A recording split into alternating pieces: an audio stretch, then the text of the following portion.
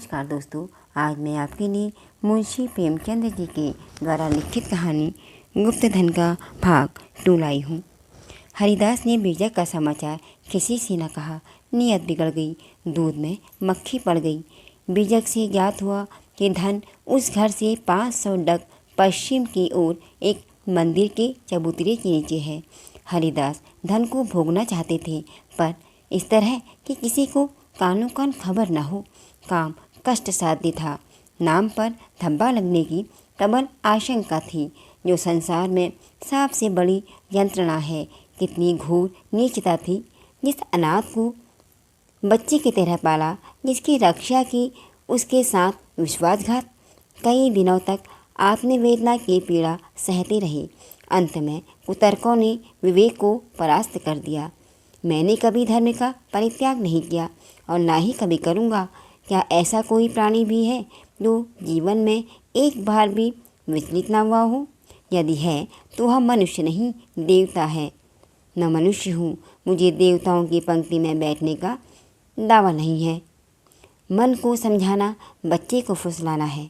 हरिदास सांझ को सैर करने के लिए घर से निकल जाते। जब चारों ओर सन्नाटा छा जाता तो मंदिर के चबूतरे पर आ बैठते और एक कुदाली से उसे खोदते। दिन में 1-2 बार इधर उधर ताक झाँक कर करते कि कोई चबूतरे के पास खड़ा तो नहीं।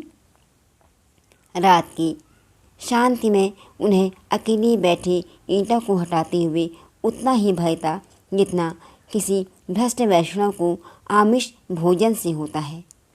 चबूतरा लंबा चौड़ा था। उसे खोदते 1 महीना लग गया और अभी आधी मंजिल भी तय न हुई थी। इन दिनों उनकी दशा उस मनुष्य की जैसी थी जो मंत्र जगा रहा हो।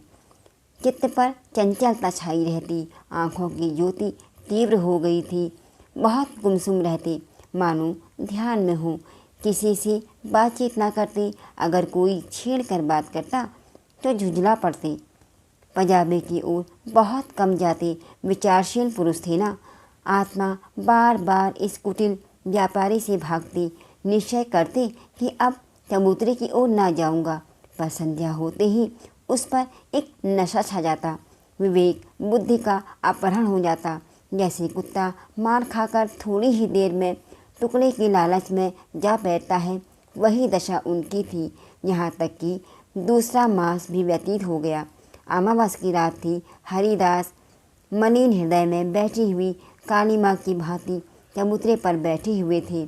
आज चबूतरा खुद जाएगा। जरा देर तक और मेहनत करनी होगी। कोई चिंता नहीं। घर में लोग चिंतित हो रहे होंगे, पर अभी निश्चित हुआ है कि चबूतरे के नीचे क्या है। पत्थर का तहखाना निकल आया तो समझ जाऊंगा कि धन अवश्य होगा। तहखाना ना मिले तो मालूम हो जाएगा कि सब धोखा ही धोखा है। कहीं सचमुच तहखाना ना मिले तो बड़ी दिल लगी हो, मुफ्त में उल्लू बनूं, पर नहीं।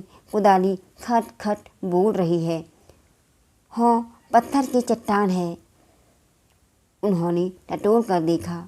भ्रम दूर हो गया। चट्टान थी। तहखाना मिल गया। लेकिन हरिदास खुशी से उछले कूदे नहीं। आज वे लौटे तो सर में दर्द था। समझी थकान है, लेकिन वह थकान नींद से ना गई। रात को ही उन्हें जोर से बुखार हो गया। 3 दिन तक ज्वर में पड़े रहे। किसी दवा से कोई फायदा न हुआ। इस रुग्णावस्था में हरिदास को बार बार भ्रम हो जाता, कहीं यह मेरी तृष्णा का दंड तो नहीं। जी में आता था मगज ही को बीजक दे दूं और क्षमा याचना करूं, पर भंडाफोड़ होने का भय मुंह बंद कर देता।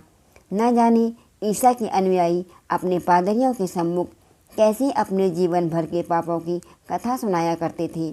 हरिदास की मृत्यु के पीछे यह बीजक उसके सुपुत्र प्रभुदास के हाथ लगा। बीजक मगध सिंह के पुरखों का लिखा हुआ था। इसमें लेश मात्र भी संदेह न था। लेकिन उन्होंने सोचा, पिताजी ने कुछ सोचकर ही इस मार्ग पर पग रखा होगा। वे कितने नीतिपरायण, कितने सत्यवादी पुरुष थे। उनकी नीयत पर कभी किसी को संदेह नहीं हुआ। जब उन्होंने इस आचार को घृणित नहीं समझा तो मेरी क्या गिनती है। कहीं यह धन हाथ आ जाए तो कितने सुख से जीवन व्यतीत होगा।